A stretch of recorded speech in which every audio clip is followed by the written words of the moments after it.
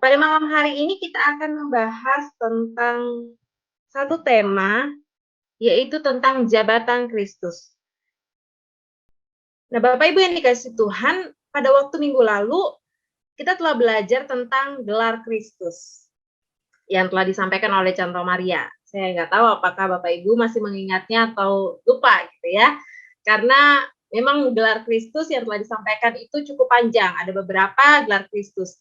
Dan ketika Contoh Maria menyampaikan, Contoh Maria ada beberapa kali menyampaikan bahwa minggu depan akan dibahas. Nah, ini karena berkaitan dengan jabatan Kristus.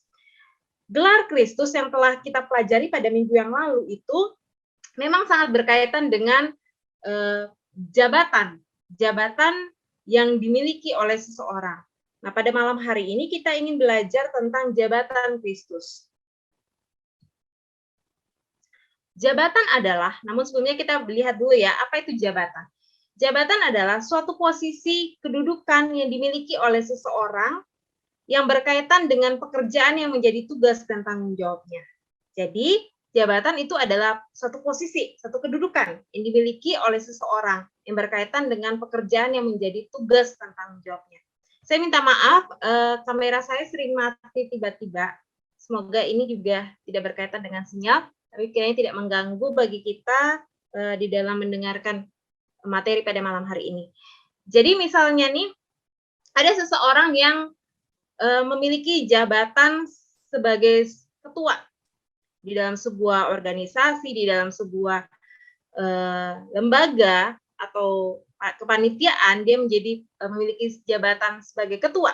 Nah, ketika dia memiliki sebuah jabatan ketua, itu artinya ia memiliki posisi sebagai pemimpin dan ia memiliki satu tanggung jawab atau tugas untuk mengatur, memimpin segala sesuatu yang ada di dalam organisasi atau kepanitiaan itu.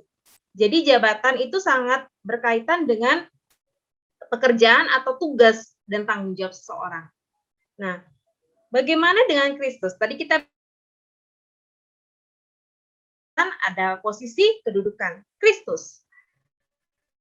Kristus berasal dari bahasa Yunani Kristos yang berarti yang dipilih, yang diurapi. Nah, kalau Kristus di dalam bahasa Ibrani itu menggunakan kata Masya atau Mesias. Yang dipilih, yang diurapi. Nah, Bapak Ibu, dalam perjanjian lama ada 3 jabatan yang diurapi, yaitu nabi, imam, dan raja. Nah, nabi, imam, dan raja ini adalah 3 jabatan yang diurapi. Tadi kita sudah lihat Kristus artinya yang dipilih, yang diurapi. Jabatan yang dimiliki oleh Kristus dalam hal ini juga sama, yaitu nabi, imam, dan raja. Nabi, imam, dan raja ini mereka dipilih, dipanggil secara khusus oleh Allah untuk melaksanakan tugas yang begitu istimewa dan diperlengkapi dengan karunia Tuhan. Kalau jabatan Kristus, suatu posisi, suatu kedudukan yang dimiliki oleh Kristus, di mana berkaitan dengan karya Kristus.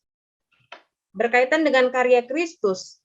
Nah, Bapak Ibu, sama seperti dalam zaman bahwa ada 3 jabatan yang dimiliki oleh seseorang, yaitu yang diurapi, yaitu nabi, imam, dan raja. Demikian juga dengan Kristus. Kristus memiliki jabatan nabi, imam, dan raja. Nah, pertama kita melihat jabatan nabi. Jabatan nabi. Nabi, kalau kita lihat istilah yang digunakan dalam perjanjian lama itu ada 3. Ada 3 istilah yang menunjuk pada kata nabi, yaitu nabi, ro'eh, dan chose. Nabi ini biasanya, kalau ini kan kita latinkan, ada juga yang menuliskan nafi begitu. Nah, kata nafi ini ditulis dalam Keluaran pasal 7 ayat 1. Berfirmanlah Tuhan kepada Musa, lihat, aku mengangkat engkau sebagai Allah bagi Firaun, dan Harun abangmu akan menjadi nabimu. Nah, kata di sini kata nabimu di sini menggunakan kata nafi. Tuh. Dan juga di dalam Ulangan 18 ayat 18. Seorang nabi akan kubangkitkan bagi mereka dari antara saudara mereka seperti engkau ini. Aku akan menaruh firman-Ku dalam mulutnya, dan ia akan mengatakan kepada mereka segala yang kuperintahkan kepadanya. Nah, kalau kita melihat penggunaan dari dua ayat ini, yaitu di ayat Keluaran pasal 7 ayat 1 dan Ulangan pasal 18 ayat 18, di sini kita dapat melihat bahwa nabi adalah seseorang yang datang dengan sebuah berita dari Allah kepada umatnya. Di mana di sini dia mengatakan bahwa akan dibangkitkan dari Allah untuk mendapatkan satu pesan yang ingin disampaikan oleh nabi itu kepada umatnya. Selain kata nabi atau nafi itu juga menggunakan kata roeh atau chose dan chose. Dalam penggunaan istilah roeh dan chose ini memiliki pengertian bahwa nabi adalah seseorang yang menerima wahyu dari Allah, terutama dalam bentuk visi. Itu ya, kalau tadi nabi itu pesan, di sini ada penggunaan roeh atau dan chose ini itu mengarah kepada menerima wahyu Allah terutama dalam bentuk visi.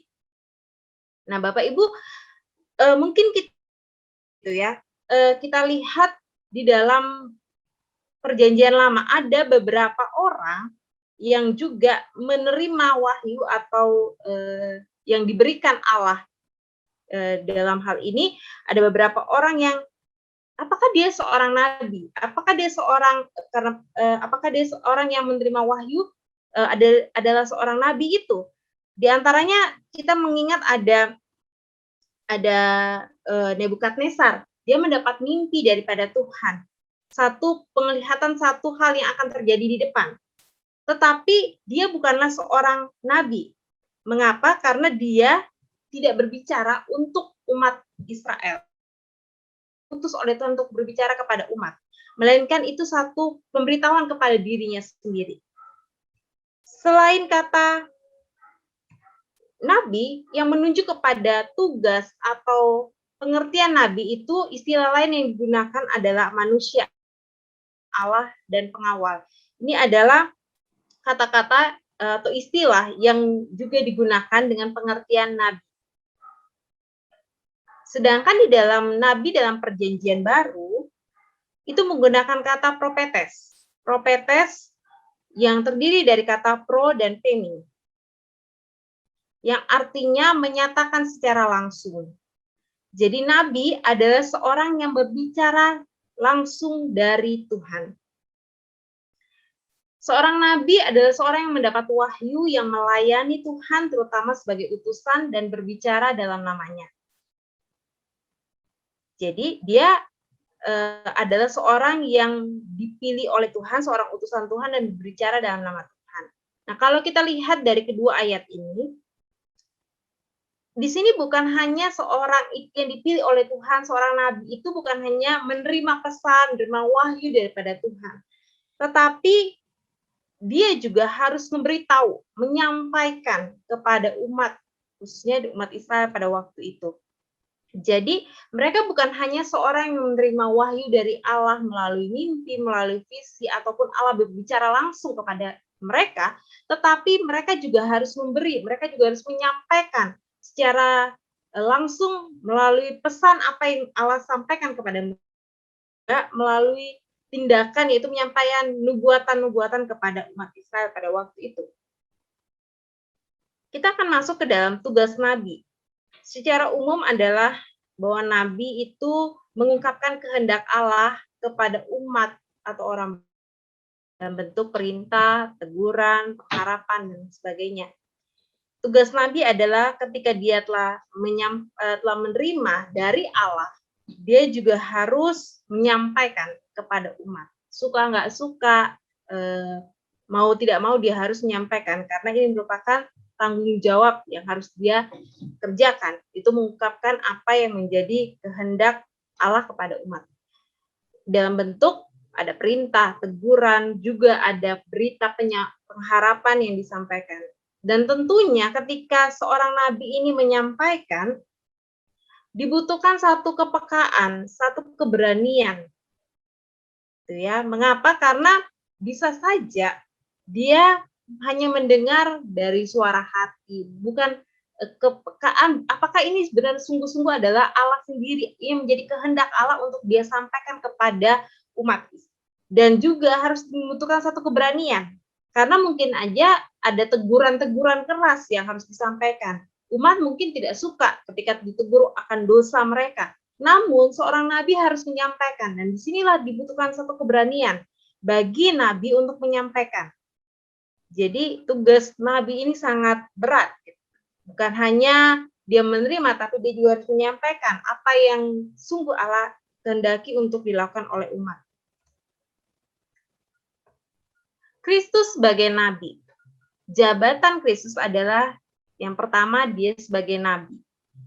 Banyak pendapat yang mengatakan bahwa Kristus sebagai nabi ini hanya terjadi atau karyanya itu hanya dapat dirasakan itu hanya ketika dia berinkarnasi, bukan ketika sebelum dia berinkarnasi. Namun kalau kita melihat dalam pribadi ketritunggalan Allah, karya Kristus itu juga sudah ada. Kristus sebagai nabi itu sudah ada sejak dalam perjanjian lama. Ini kita bisa lihat salah satunya ada di Amsal 8, di mana di situ ada dikatakan sebagai dia memberikan hikmat untuk mengajar anak-anak manusia. Jadi ada satu pengajaran, hikmat yang diberikan. Dan kalau kita lihat di dalam setelah dia berinkarnasi di dalam Yesus Kristus, di sana bahwa ada ajaran, ada perintah yang ia seringkali katakan, ia seringkali sampaikan kepada orang-orang pada waktu itu. Bukti Alkitab tentang jabatan kenabian Kristus. Kristus adalah nabi, apa buktinya? Banyak ayat yang menuliskan atau merujuk kepada jabatan kenabian Kristus. Beberapa ayat yang saya kutip di sini, dari Ulangan pasal 18 ayat 15, dikatakan seorang nabi dari tengah-tengahmu, dari antara saudara-saudaramu sama seperti aku, akan dibangkitkan bagimu oleh Tuhan Allahmu. Dialah yang harus kamu dengarkan. Ini dalam kitab Ulangan tadi, itu merujuk kepada Kristus, di mana ketika Rasul Paulus menyampaikannya kepada orang-orang pada waktu itu di dalam Kisah Para Rasul 3 ayat 22 sampai dengan 23, ayat ini kembali dikutip. Jadi ini ayat merujuk kepada Kristus. Padahal ini lebih dulu disampaikan di dalam kitab Perjanjian Lama. Juga di dalam Lukas pasal 13 ayat 33. Tetapi pada hari ini dan besok dan lusa, aku harus meneruskan perjalananku, sebab tidaklah semestinya seorang nabi dibunuh kalau tidak di Yerusalem. Nah, kalau kita lihat di sini dalam Lukas pasal 13 ayat 33, ini merupakan perkataan dari Yesus sendiri, di mana Yesus menyatakan dirinya adalah seorang nabi. Juga di dalam Yohanes 8 ayat 26 sampai dengan 28, banyak hal yang kukatakan dan kuhakimi tentang kamu, akan tetapi dia yang mengutus aku adalah benar, dan apa yang kudengar daripadanya, itu yang kukatakan kepada dunia. Mereka tidak mengerti bahwa ia berbicara kepada mereka tentang Bapa. Maka kata Yesus, apabila kamu telah meninggikan anak manusia, barulah kamu tahu bahwa akulah dia, dan bahwa aku tidak dapat berbuat apa-apa dari diriku sendiri, tetapi aku berbicara tentang hal-hal sebagaimana diajarkan Bapa kepadaku. Di sini kalau kita lihat, tugas Nabi adalah mendapat mendengar daripada Allah sendiri. Dan Yesus mengatakan bahwa dia menyampaikan apa yang dia telah dengar daripada Allah. Dan dia tidak dapat berbuat apa-apa dari dirinya kalau bukan Allah sendiri yang telah menyampaikannya. Nah, ini adalah bagaimana merujuk bahwa kenabian, jabatan kenabian itu dinyatakan oleh Yesus sendiri. Dan dalam Yohanes pasal 12 ayat 49 sampai 50 juga berkata, Sebab aku berkata-kata bukan dari diriku sendiri, tetapi Bapa yang mengutus aku, dialah yang memerintahkan aku untuk mengatakan apa yang harus aku katakan dan aku sampaikan. Ini sama ya, bagaimana seorang nabi itu menyampaikan apa yang Allah sampaikan kepadanya. Di sini dikatakan Bapa yang mengutus aku, dialah yang memerintahkan, memilih dan menyampaikannya kepada Kristus. Dan aku tahu bahwa perintahnya itu adalah hidup yang kekal. Jadi apa yang aku katakan, aku menyampaikannya sebagaimana yang difirmankan Bapa kepadaku. Jadi Kristus hanya menyampaikan apa yang Bapaknya ingin sampaikan kepada umat. Juga ketika ia menyampaikan hal ini kepada murid-muridnya dalam Yohanes 15 ayat 15, aku tidak menyebut kamu lagi hamba, sebab hamba tidak tahu apa yang diperbuat oleh tuannya, tetapi aku menyebut kamu sahabat, karena aku telah memberitahukan kepada kamu segala sesuatu yang telah kudengar dari Bapa, daripadaku. Nah, Bapak Ibu yang dikasihi oleh Tuhan, Tuhan Yesus mengatakan bahwa dia bukan lagi menyebut murid-muridnya ini hamba, tetapi dia ingin memberitahu bahwa tugas yang atau keberadaannya adalah satu yang ingin disampaikan kepada murid-muridnya pada waktu itu. Dan dia juga menyampaikan apa yang akan terjadi kemudian. Dalam Matius 24 ayat 3 sampai dengan 35, kalau kita baca teks itu berbicara tentang keadaan yang akan terjadi pada akhir zaman, yaitu sampai pada kedatangan Kristus. Jadi kalau kita bandingkan dengan nabi di dalam perjanjian lama, ada nubuatan, Yesus juga melakukannya gitu. Ini merupakan satu bukti tentang jabatannya sebagai nabi, di mana dia juga menyampaikan apa yang akan terjadi pada akhir zaman sampai pada kedatangan Kristus. Dan juga di dalam Lukas pasal 19 ayat 41 sampai 44, di sana menceritakan tentang keadaan Yerusalem pada saat kematiannya. Bagaimana Yesus menangisi kota Yerusalem. Dan ini merupakan hal yang belum terjadi, akan terjadi kemudian. Dan Yesus menyampaikannya pada waktu itu. Ini membuktikan kembali lagi bahwa dia adalah memiliki jabatan sebagai seorang nabi. Juga Yesus berbicara dengan sebuah otoritas. Dalam Matius 7 ayat 29, sebab ia mengajar mereka sebagai orang yang berkuasa, tidak seperti ahli Taurat mereka. Jadi ketika Yesus berbicara, ada otoritas sehingga orang-orang lain dapat melihat, dan ini merupakan satu keaslian daripada Yesus, sehingga banyak orang pada waktu itu mengaku ketika melihat Yesus dalam Matius 21 ayat 11, dan orang banyak itu menyahut, inilah nabi Yesus dari Nazaret di Galilea. Jadi orang banyak pun mengakui bahwa ketika mereka melihat mujizat yang Yesus lakukan, mereka mendengar apa yang Yesus katakan, mereka mengakui bahwa inilah nabi dari Nazaret. Dan Matius 21 ayat 46, dan mereka berusaha untuk menangkap dia, tetapi mereka takut kepada orang banyak karena orang banyak itu menganggap dia nabi. Di sini ketika di dalam perumpamaan tentang penggarap-penggarap kebun anggur, di sana juga ada satu bagaimana orang banyak menganggap Yesus sebagai nabi dengan apa yang mereka lihat saat itu. Di dalam Lukas 7 ayat 16, semua orang itu ketakutan dan mereka memuliakan Allah sambil berkata, seorang nabi besar telah muncul di tengah-tengah kita dan Allah telah melawat umatnya. Ini juga merupakan satu pengakuan ketika Yesus membangkitkan anak muda di Nain, bagaimana orang banyak itu mengakui bahwa inilah nabi yang telah muncul. Dalam Yohanes 4 ayat 19, kata perempuan itu kepadanya, Tuhan, nyata sekarang padaku bahwa engkau seorang nabi. Ini merupakan perkataan dari perempuan Samaria. Ini merupakan satu percakapan dengan Nikodemus dalam Yohanes 4 ini. Bagaimana Nikodemus sendiri, Yohanes 4 ini dan percakapannya dengan perempuan Samaria, di mana perempuan Samaria ini sendiri yang mengakui bahwa dia berkata kepada Yesus adalah nabi. Ya, ini adalah bukti dari ayat-ayat pendukung daripada jabatan Yesus sebagai nabi. Kita masuk ke dalam jabatan yang kedua, yaitu jabatan imam. Jabatan imam di dalam Alkitab, istilah yang digunakan di dalam Perjanjian Lama adalah kata kohen, yang berarti seseorang yang memiliki jabatan yang mulia dan penuh tanggung jawab dan mempunyai otoritas atas orang-orang lain. Dan jabatan imam ini selalu dikaitkan dalam proses peribadahan, dalam tugas di dalam ibadah umat pada waktu itu.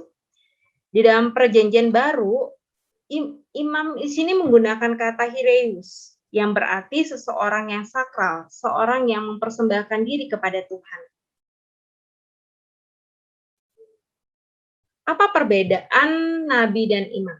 Kalau kita lihat, mereka sama-sama seorang yang dipilih secara khusus, seorang yang diberikan satu tanggung jawab, satu tugas oleh Allah. Tetapi apa yang menjadi perbedaan? Seorang nabi itu dipilih untuk menjadi wakil Tuhan bagi umatnya, untuk menjadi utusannya, dan untuk menafsirkan segala kehendaknya. Jadi, tadi kita sudah lihat nabi itu mendengar dari Allah, lalu nabi itu menyampaikannya kepada umat. Nah, sedangkan imam ini dia memiliki satu fungsi sebagai wakil manusia di hadapan Allah. Kalau nabi wakil Tuhan kepada umat, tapi kalau imam itu adalah wakil manusia di hadapan Allah. Seorang nabi tidak mempunyai hak khusus untuk menjumpai Allah. Jadi dia hanya menantikan kapan Allah berfirman kepadanya, kapan Allah ingin menyampaikan satu pesan kepada umat melalui seorang nabi.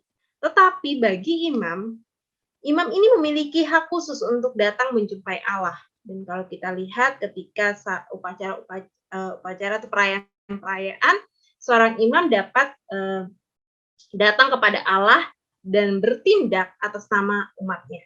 Jadi ini dapat memiliki satu kesempatan, hak khusus untuk datang kepada Allah dengan segala keadaan yang ada. Mungkin ada perayaan sehingga seorang imam dapat datang memberikan korban pada waktu itu untuk datang kepada Allah, mewakili umat pada waktu itu.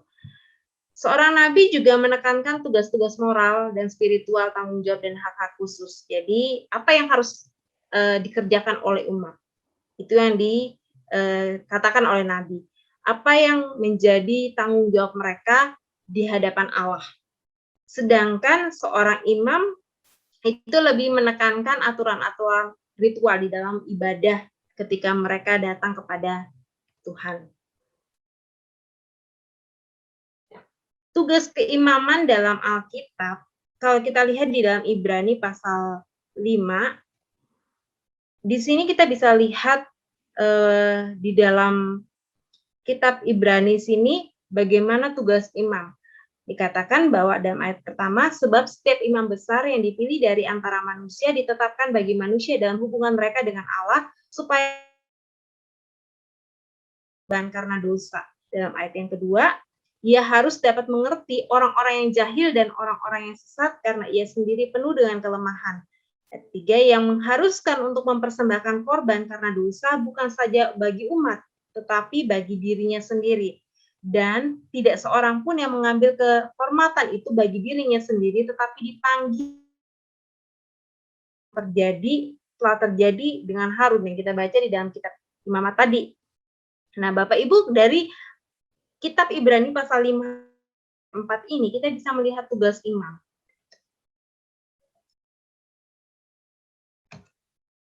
Imam itu dipilih dari antara umat untuk menjadi wakil mereka. Mereka dipilih secara khusus untuk menjadi wakil bagi umat pada waktu itu, dan dipilih secara langsung oleh Allah dan ditetapkan bagi manusia dalam hubungan dengan Allah, dengan hubungan religius, peribadatan secara khusus, dan pekerjaannya adalah memberikan persembahan dan korban karena dosa dan menjadi perantara antara umat dan Allah. Nah, seorang imam itu dia harus memberikan korban karena dosa, bukan hanya dosa umat, tapi dosanya sendiri, karena dia juga adalah seorang yang berdosa.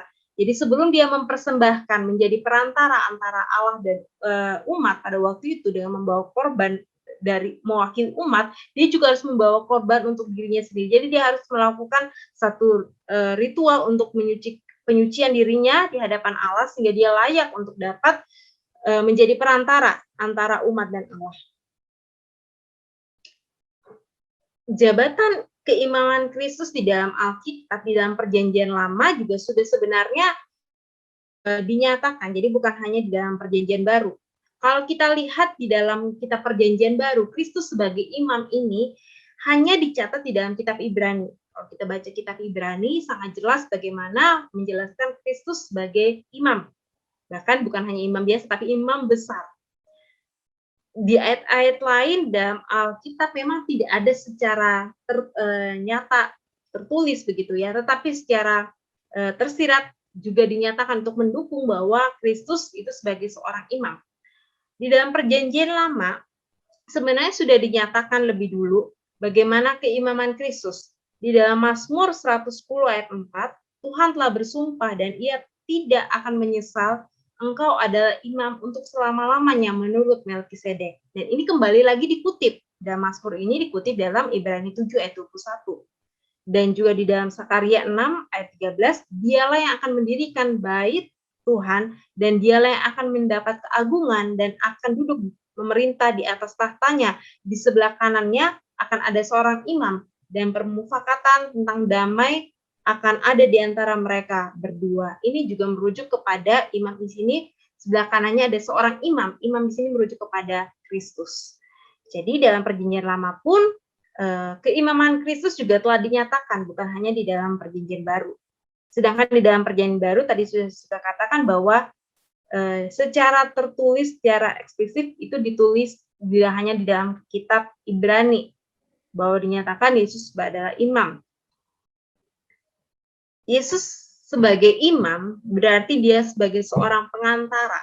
Sebagai seorang pengantara, kalau kita bandingkan di dalam posisi sebagai imam dalam Perjanjian Lama, bagaimana seorang imam itu akan membawa binatang yang darahnya akan dicurahkan dan itu menjadi pendamai antara Allah dan manusia.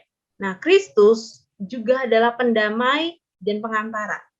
Dia bukan hanya membawa korban, tetapi dia yang mengorbankan dirinya. Kalau imam di dalam Perjanjian Lama, dia hanya sebagai pembawa korban, pembawa binatang untuk sebagai korban penghapus dosa, penebus salah, gitu ya. Tetapi kalau Kristus bukan hanya membawa korban, tetapi Kristus juga menjadi korban itu sendiri. Di dalam Ibrani 9 ayat 28 dikatakan, demikian pula Kristus hanya satu kali saja mengorbankan dirinya untuk menanggung dosa banyak orang. Sesudah itu, ia akan menyatakan dirinya sekali lagi tanpa menanggung dosa untuk menganugerahkan keselamatan kepada mereka yang menantikan dia. Jadi kalau imam di dalam Perjanjian Lama itu berulang kali melakukan persembahan atau mempersembahkan korban.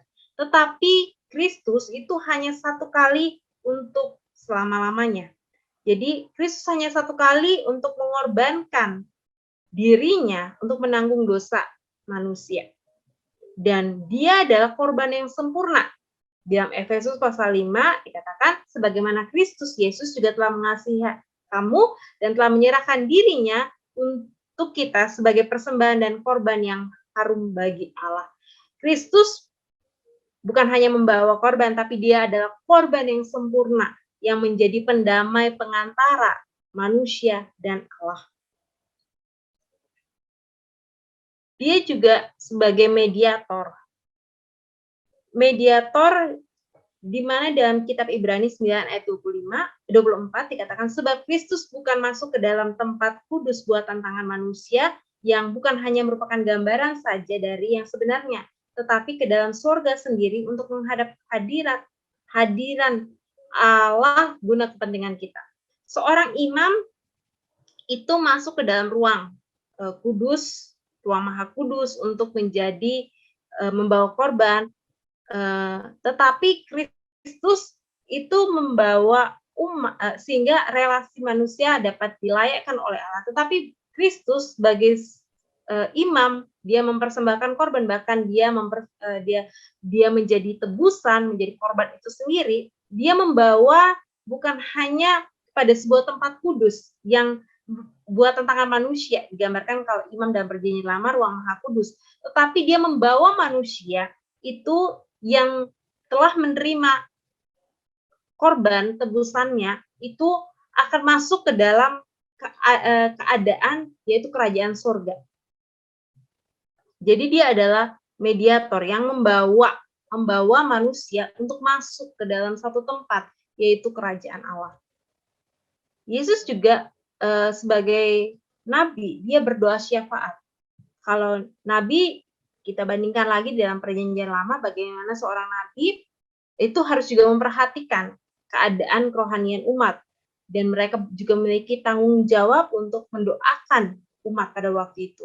Yesus sebagai nabi, dia juga berdoa syafaat. Kalau kita lihat di dalam Yohanes pasal 17, bagaimana Tuhan Yesus itu bukan hanya mempersembahkan korban, bahkan menjadi korban, tetapi dia juga berdoa syafaat. Dalam Yohanes pasal 17, ini merupakan isi doa daripada Yesus bagi murid-muridnya, agar murid-muridnya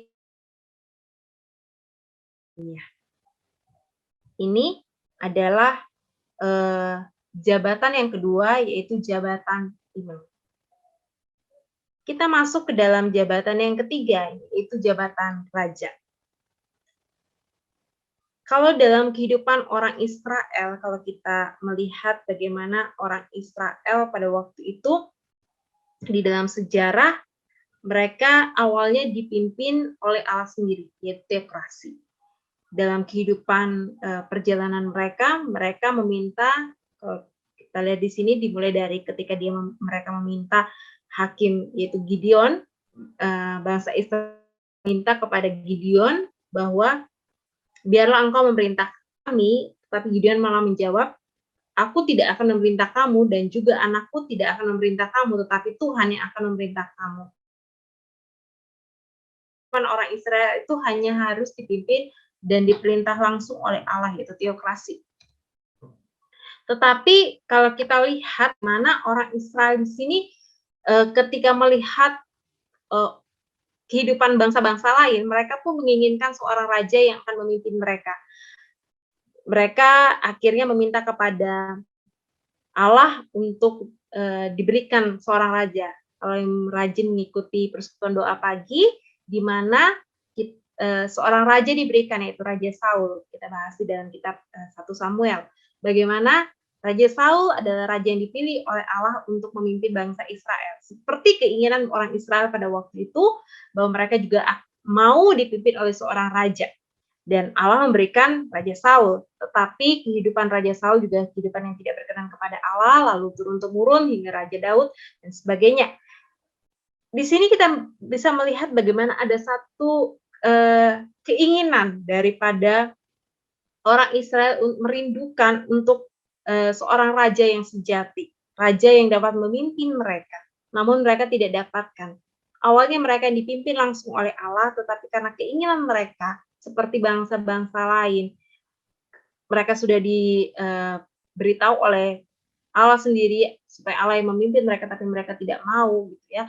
Jadi pada waktu itu Allah memberikan mereka raja, tetapi raja juga hidup tidak berkenan kepada Allah, hidup yang berlaku jahat di hadapan Allah, sehingga pergantian dari raja ke raja itu terjadi. Di sini ada rasa kehausan daripada orang Israel, satu kerinduan bagaimana mereka merindukan raja yang sejati. Dan ketika Yesus lahir,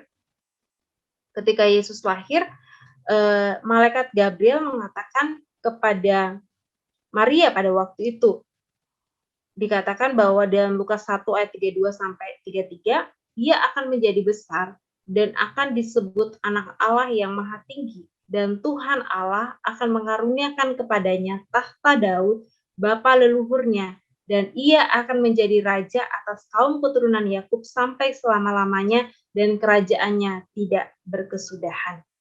Ini merupakan perkataan daripada malaikat Gabriel kepada Maria ketika Maria akan mengandung bayi Yesus, bahwa siapakah bayi yang akan dikandung oleh Maria pada waktu itu adalah seorang dari seorang yang berketurunan dari tahta Daud, bapa leluhurnya, dan dia akan menjadi raja atas kaum keturunan Yakub. Ini merupakan nubuatan, dan pada waktu itu orang bangsa Yahudi sangat menanti-nanti akan raja. Terlebih lagi ketika Yesus lahir, dalam kehidupan pelayanannya ada kuasa. Kalau seorang raja sangat identik dengan kuasa, power yang dimiliki. Dan ketika melihat sosok Yesus bagi orang-orang Yahudi pada waktu itu, mereka melihat di dalam kehidupan pelayanan Yesus ada kuasa yang Yesus nyatakan ketika Yesus mengusir roh-roh jahat di dalam Lukas 4 ayat 36, sebab dengan penuh wibawa dan kuasa ia memberi perintah kepada roh-roh jahat dan mereka pun keluar. Ketika melihat apa yang telah Yesus kerjakan, orang banyak melihat bahwa inilah yang mereka harapkan, sosok inilah yang punya kuasa untuk dalam hal ini, dalam pelayanan Yesus mengusir roh-roh jahat. Kuasa yang selanjutnya Yesus nyatakan ketika dia berada di dalam bait Allah, dalam Matius 21 ayat 12. Ketika itu banyak orang berjualan di bait Allah, mempergunakan salah rumah bait Allah, rumah Tuhan. Pada waktu itu Yesus pun mengusir semua orang yang berjual beli di halaman bait Allah, yang membalikan meja-meja penukar uang dan bangku-bangku pedagang merpati. Di sana orang-orang kembali lagi melihat sosok Yesus yang memiliki kuasa, yang berani mengacaukan orang-orang pada waktu itu karena dia memiliki satu pendirian, dan di sini orang-orang kembali melihat akan kuasa itu. Dan kuasa itu juga ketika berhadapan dengan Pilatus berkata, "Engkaukah raja?" Di sana ada satu dialog dari Yohanes 18 ayat 37. Di sana ada kuasa bagaimana Yesus juga menyatakannya kepada Pilatus.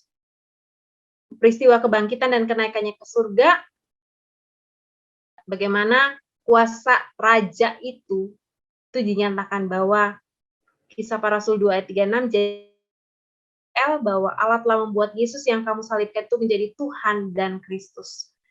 Juga dalam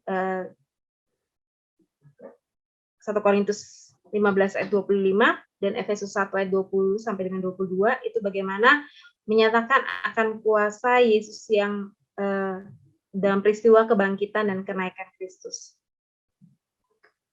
Nah, Bapak Ibu yang dikasih oleh Tuhan,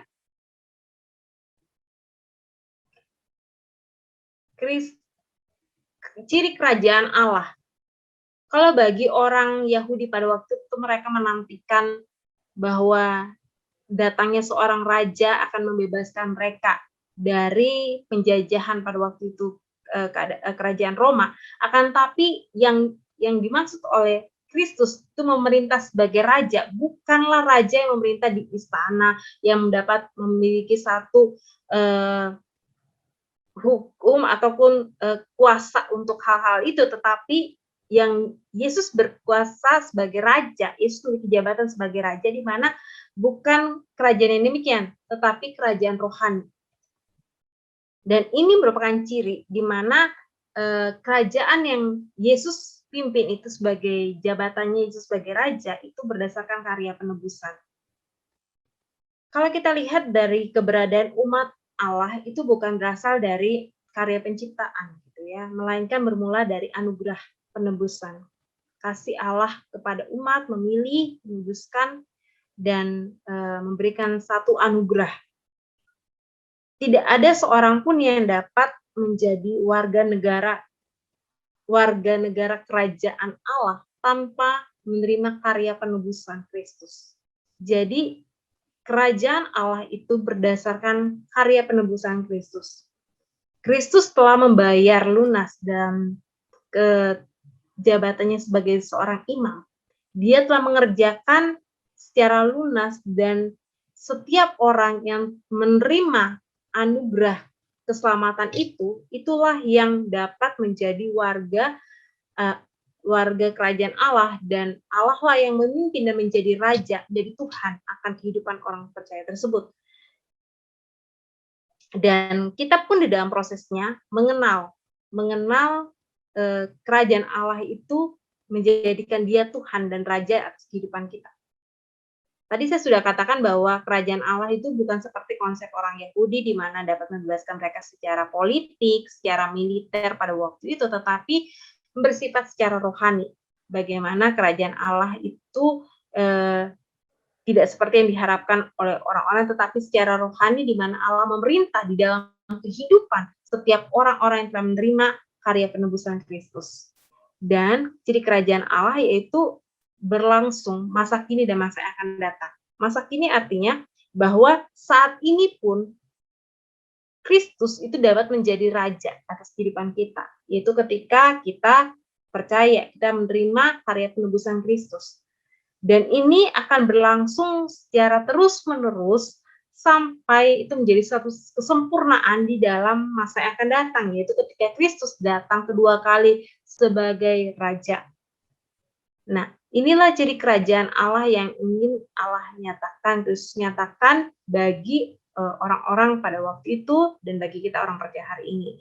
Bagaimana kerajaan Yesus sebagai Kristus sebagai raja itu bagaimana hanya didapatkan, didasarkan melalui karya penebusannya, dan ini bersifat rohani, bukan bersifat pemerintahan orang-orang Yahudi pada waktu itu. Dan ini berlangsung pada masa kini, itu pada saat seorang menerima karya penebusan Kristus dan akan disempurnakan nantinya ketika Kristus datang yang kedua kali sebagai raja atas dunia ini. Kalau kita melihat Yesus sebagai nabi, imam, dan raja, satu jabatan yang tiga jabatan yang dimiliki oleh Yesus disatukan dalam satu perjanjian. Kalau kita lihat di dalam perjanjian lama, sungguh berbeda ya. Hanya setiap orang hanya memiliki satu jabatan. Hanya memiliki jabatan nabi, jabatan imam, jabatan raja. Jadi tidak ada orang yang memiliki jabatan yang rangkap. Tetapi di dalam pribadi Kristus, Kristus memiliki ketiga jabatan itu.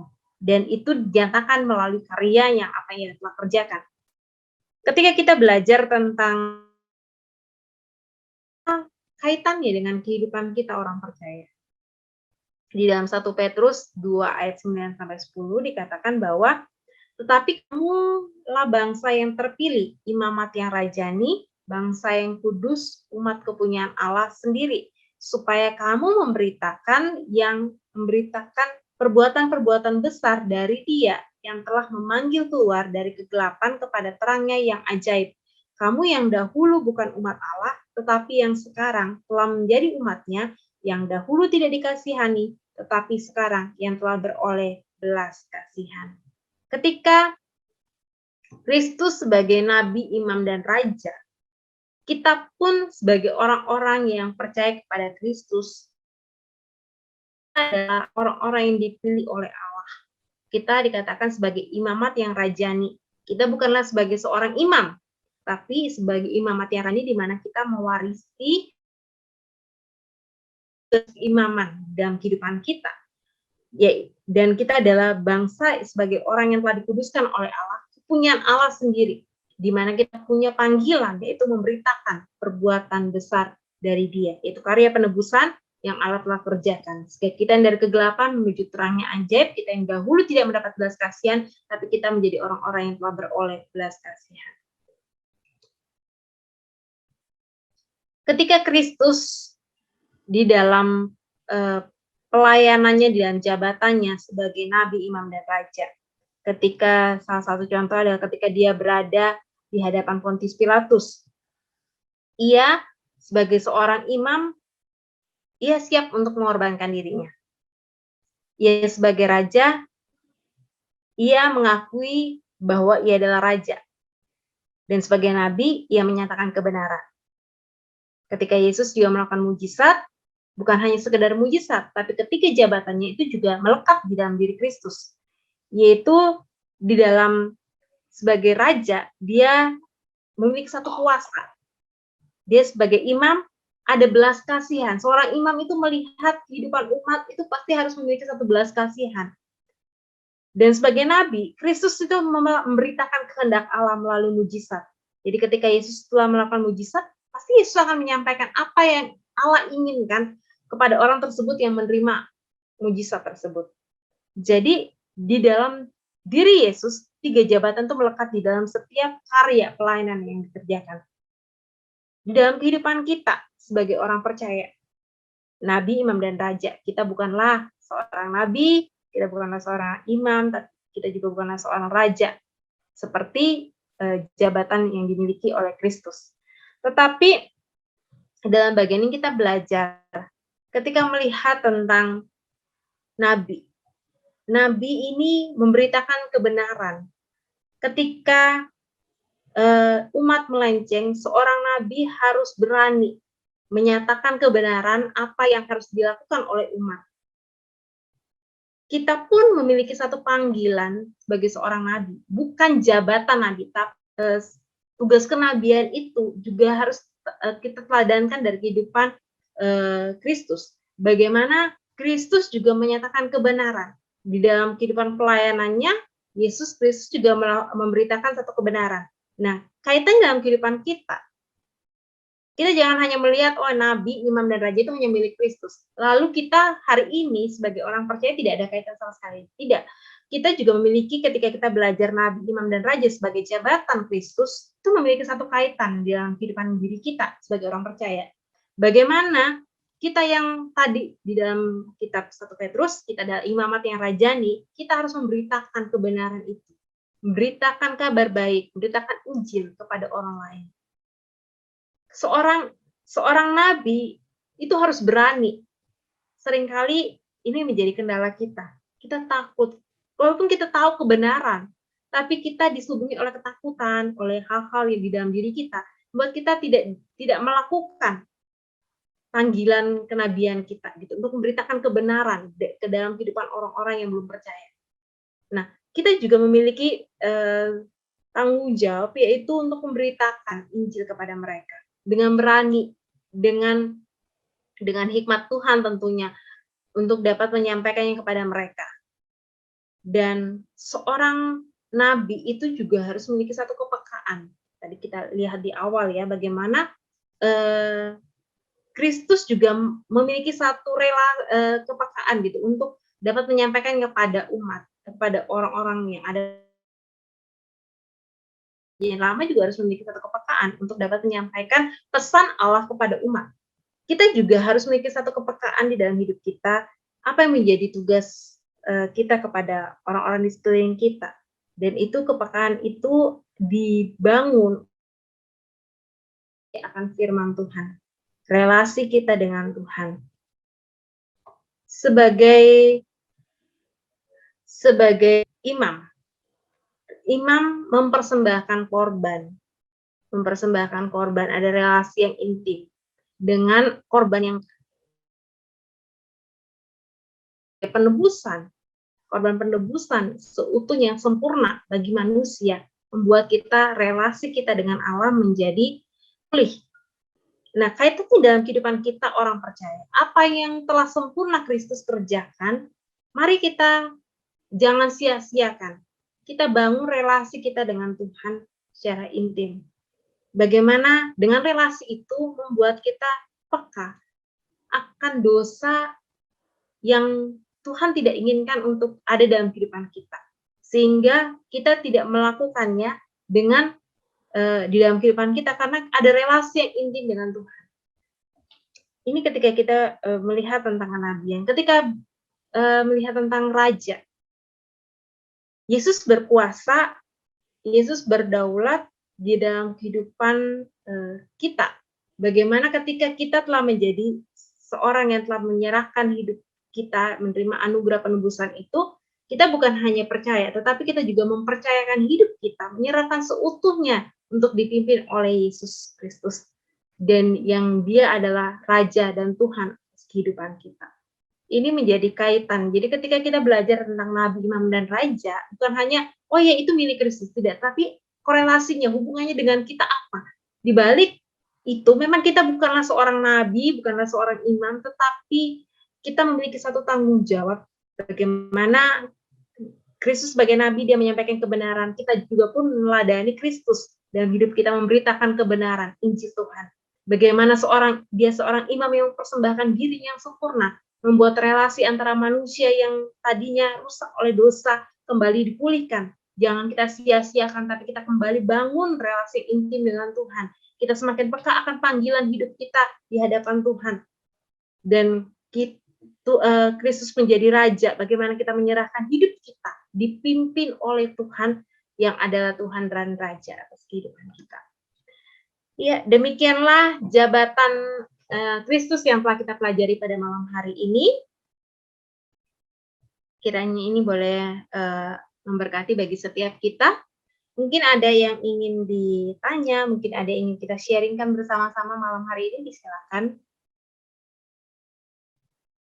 Jadi kalau belajar tentang gelar, saya ingatkan lagi, gelar berbeda dengan jabatan. Gelar, kita sudah belajar minggu lalu, ada gelar Kristus sebagai Mesias, sebagai Tuhan, dan lain sebagainya. Salah satu beberapa disebutkan contoh Maria minggu lalu, gelar Kristus juga ada sebagai Raja, sebagai Imam gitu ya. Tetapi jabatan Kristus ini yang kita pelajari malam hari ini berkaitan dengan karya Kristus, di mana Kristus sebagai Nabi, Imam, dan Raja. Jadi ada 3 jabatan Kristus, dan biarlah ini juga boleh memberkati setiap kita di dalam bukan hanya sebagai pengetahuan, jabatan Kristus sebagai ada 3, Nabi, Imam, dan Raja.